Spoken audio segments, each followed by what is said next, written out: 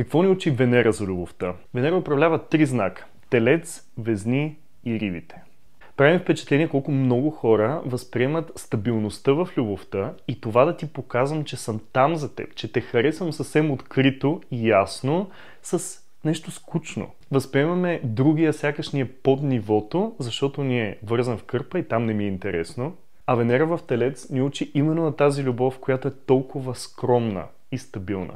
А онова влюбване по риби, което е така екстремно, в което човека идва и се отива и е страшно непостоянен, и ние не можем да го пипнем, уж е там, а пък после го няма, има дистанция, човек е обвързан или живее в друга страна, това ни се струва като най-силната възможна любов на света.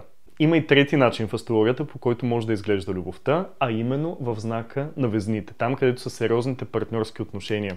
И от другата страна на Везните е Сатурн, който е в екзалтация във Везни, т.е. отново в екстремна форма, и там са институциите. Затова сме превърнали брака в институция на любовта.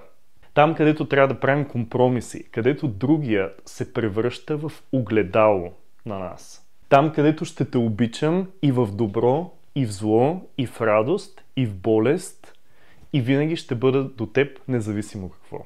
При Везни и при Телец обаче любовта е налична и трябва да се забавим малко, така както Телец не бърза никога, но той умее да се наслаждава на живота. И въпреки това има огромно изобилие в живота си. А Венера в Риби, в своето най-позитивно изражение, всъщност е любовта към цялото творение.